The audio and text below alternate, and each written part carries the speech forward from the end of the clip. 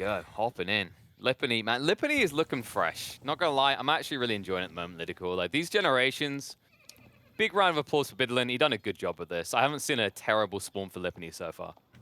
Indeed, one of the big points to point out here is that while we are playing Lippany, a map that is built into the game, this is a rejuvenated version of the map. This is something that has been redesigned to give more competitive edge to the players, have much more fair map generations, and so far, the work that Bitterlane has done on the map is terrific, really. We have seen really good and consistent Lippany generations, like this one as well. Just take a look at those relic spawns. You can't ask for a more balanced relic spawn than what we have on this generation.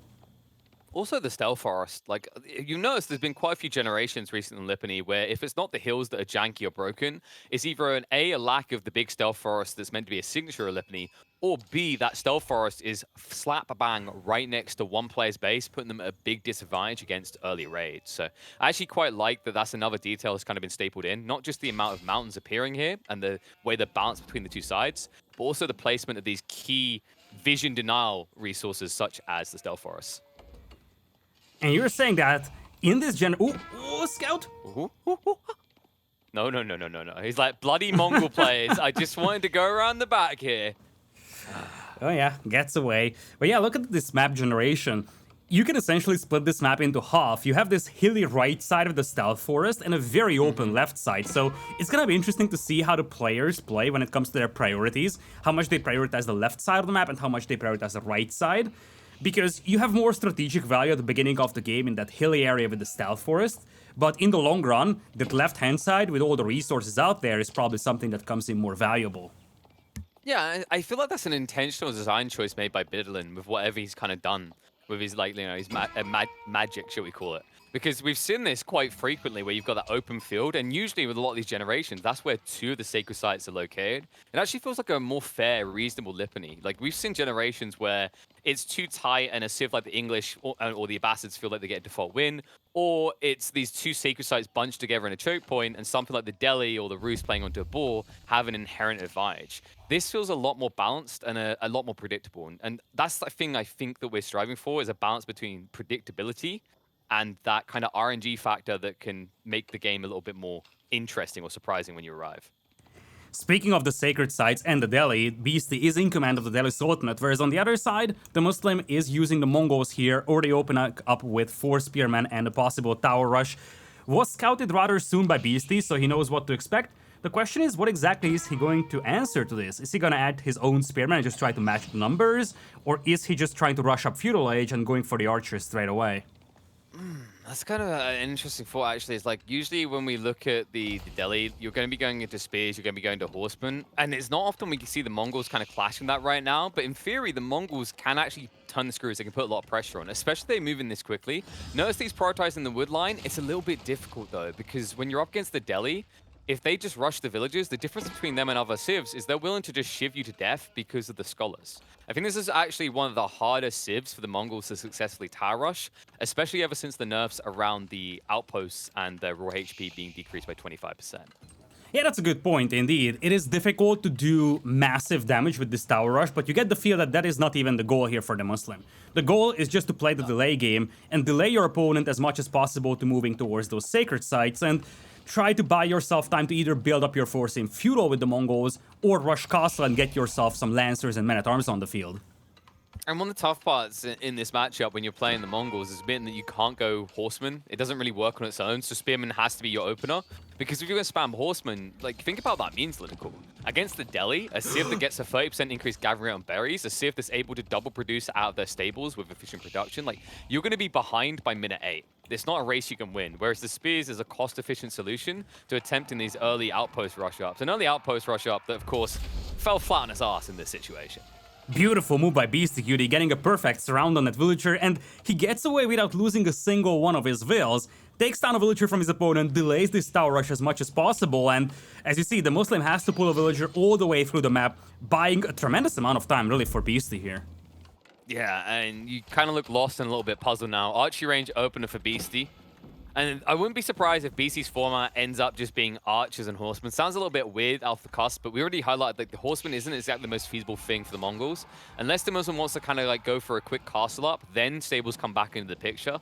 But in a prolonged feudal, I do feel like the composite of archery range and stables is really strong for the Delhi in this matchup.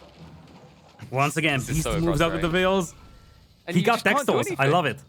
Yeah, but like even if he didn't have textiles, right? Beasty will just pull back the villager and heal up the scholar. Like you did at least kill a scout, so that's something. So you're somewhat vision depriving him. But at the end of the day, you're never going to snipe villagers with this format simply because of the power of the scholars. And look at that. Speaking of the power of the scholars, already one scholar inside the range with efficient production, so he can just accelerate his archer production. Out there on the field with one already, pushing away the spears. Great defense here by Beastyqt. He really valued the storm here. I wonder how that kind of works. Like, how do you put a scholar inside and the person learns how to shoot bow and arrow twice as quickly? Like, I mean, that's why it's called a scholar, right? Like, it's easier to learn math if you have a teacher telling you what to do rather than just trying to Google it yourself. But like by that logic, without the scholar, what's happening? Are we just like bringing people in off the streets and giving them a bow and arrow and saying try not to shoot too many of the villagers in the distance? I mean, they're probably Googling how to do archery. Same thing, right? Of course, that makes sense because we of course the mosques in the Delhi Kingdom do have Wi-Fi, right? So they could Google. Yeah. True that. Looks like DeMusliM is going to have to set over the tower here in the middle of that stealth forest. That's going to give him quite a lot of vision. And look at what he's doing behind this, KP. A lot of villagers dispatched to wood. He's piling up wood for a second TC. Now, would Beasty go for a second TC as well is what I'm wondering, because I have seen that coming out of a few Delhi players at the moment. Looks like he's got a bigger priority on securing those sacred sites. He did get the scout in. He should have a feeling of what's going on here. Like when you see a lack of people on the gold, when you see the amount kind of gathering near the wood, it should kind of click in your head. And you're about to get that vision as he wraps around the backside. I think vision on the gold is bigger. You see only 3 gold miners out there. That's a clear-cut info that your opponent is not going into Castle Age. So what else he could be possibly doing, especially if you add that piece that you said, that if you don't see villagers on food, you don't see them on the gold, where could they possibly be? Obviously chopping trees. Especially, well, the other most like important detail here that maybe got BC suspicious is where's the rest of the military, right? So like you see a lack of military, and you go, okay, let me check the gold. Okay, no one's on gold. This is clearly a secondary TC, so it's a good read by Beasty. He needs to be fast to try and punish this, though, and nice formatting by DeMusliM. Look what he's doing. He's been stockpiling stone. He's going to drop the TC next to the Uvu, which will allow him to double produce. It's something that seems really suboptimal due to the high price, but we've seen a lot more players utilizing this recently. I don't know if I feel right about that, though. It still feels kind of wasteful, and the return is rather minor. I think he would be better off either using that stone on defensive emplacements later on, or possibly double training army here once Beasty's numbers increase. Town center should go up just in time here. It's like long-term efficiency arguments, right? Because it's 150 stone, right? 50 food is what you normally pay. You pay 150 food, 150 extra resources in stone to get 1 extra villager. And if you think about the gathering rates on that Uvu right now, you can get 200 stone every 2 minutes. Right, because it's 80, 100, 120, 140, I believe it is, per minute, depending on your age. So, like, what you have to do is kind of figure out whether that's better value than what you'll save directly in military costs, because the military costs are 1-to-1 in stone ratio, whereas the villages are not. I think it comes down to the emplacements, because that's the big thing for you. 150 stone is worth a lot of defensive emplacements on your towers, especially against a very aggro civilization on the Castle Age. I don't think it's worth spending on villagers. I really don't feel. That's an interesting point, actually. I feel like the value in placements has gone down, though, right? With the nerf losing 25% of health, it feels like it's a lot harder to protect them now. There is still a time and a place for them, but I feel like the days of Mongol outpost spam in the mid-map to kind of like crawl into your opponent's base, the trench warfare phase has passed, and we're more in a time of them as a great way of defending your pocket ecos. Yeah, but you will have to defend your eco. Even if it's not the pocket ecos, it could be just your starting base, because you are up against a very much aggro civilization like the Delhi. Now, here's where it gets interesting. Beastyqt, he's just now capping the sacred site, so he's going to have quite a lot of gold income, but he's going to be still slower to Castle Age than his opponent possibly, because DeMusliM, he's almost ready to go up already. He's chugga-chugga-choo-chooing his way through. BC isn't really too far behind. Now that all 3 sacred sites are controlled, in the next minute, he could actually get his own tech up as well. So they could be neck and neck in that situation. For the time being, a little bit of pressure is coming out. And like we just highlighted, these outposts not as tanky as they used to be. However, when the skulls get targeted down like this, then the healing is just not good enough with just 2. This is where you're going to start to feel the sting a little. Indeed, one scholar goes down over here, second one should get away, but beautiful micro for DeMusliM to keep that tower alive and just spin Beast's forces in the middle, really. And that ends up being a cost of, it would be 180 gold, right? Because he went for the Dome of Faith. But it takes you a minute and 30 seconds to reproduce what you just lost there. And in the meantime, you didn't do anything. Like, in fairness, he hasn't doubled down, right? He is teching up, but I feel like DeMusliM got the better part of this trade, considering how much Beasty's invested so far. Sure thing. In the end, the tower goes down, but it's the delay as well that DeMusliM was able to impose on his opponent. And keep in mind, he did not spend a single bit of his stone just yet, so he's gonna be well set up to spam units with double training at the beginning of castle. Speaking of stone, hold the front door here. Ooh. This is not your standard Delhi build. Beastyqt is going for the compound defender, a choice that has become, in a lot of players' eyes, kind of subpar in most matchups these days. I guess he doesn't want to drag this game out long. He knows the power of the Mongols in late game. He wants to finish this game in the next 10, at latest 15 minutes. And for that, the compound of the defender works a little better, especially when your opponent's production is exposed like this with that Ovu being on the front. Yeah, there's a few other thoughts here, right? Like, if you look at the layout to the south, it says open territory, but if you look close to DeMuslim's base, it's quite choked. You could kind of wall it in, cover it with a keep. Then there's also the stealth forest that DeMusliM has built his Mongol TC towards. Sure, you can pack it up and move it away, but there's still a pressure point there that can easily be controlled. I think there are some cool choke points that Beastyqt can leverage with these cheaper keeps. Yeah, that's a good point. And keep in mind, he does have the Sacred Site countdown going for him, so he's gonna be more than happy to force engagements in choke points and just not let his opponent decap those Sacred Sites. I mean, we're already 2 minutes into that countdown, right? Only 8 minutes away from a victory for him. He's already started to wall those up. And in the meantime, DeMuslim's reaction has been Lancers. Why is this a problem? Lancers escalate slowly.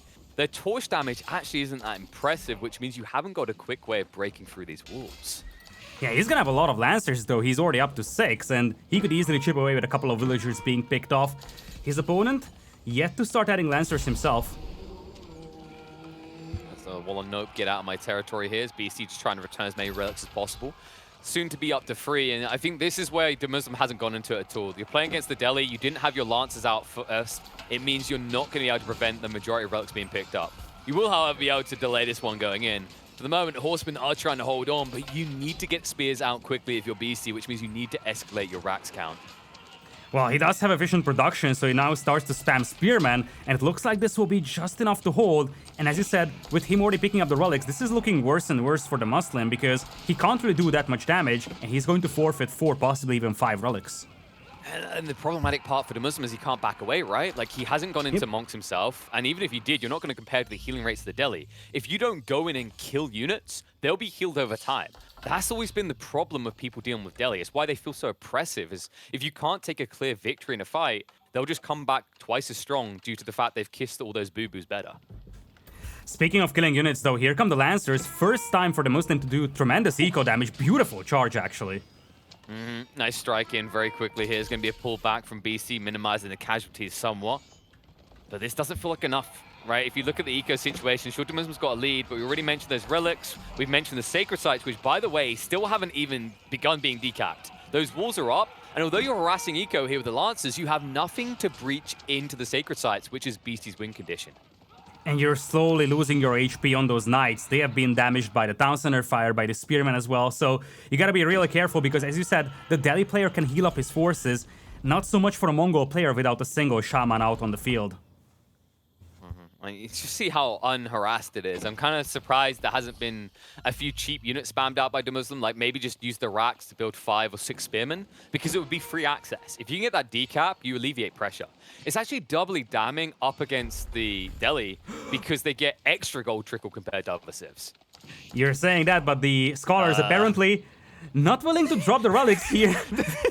Dude, surely, do you see the hesitation? It was like, do I actually attack him? Because if I attack him, he's going to realize that he hasn't banked them. It looks like he will bank them in the end. Wololo's going to come out and be a big fat fail. But 4 relics already banked. The 5th one right in his base. A lot of passive income for Beastyqt. And right now, DeMusliM getting bogged down on the melee units. Well, he needs to be targeting that eco. This is an interesting position for Beasty because he has taken a lot of eco beating and he's also low on wood, so being able to add more spearmen is a difficulty for him. But as you said, that countdown is still going down below 5 minutes already, and he's also sitting on 4 relics. He's got a ton of stone for defensive keeps or maybe even offensive keeps, plus a lot of passive gold income that offsets the eco difference.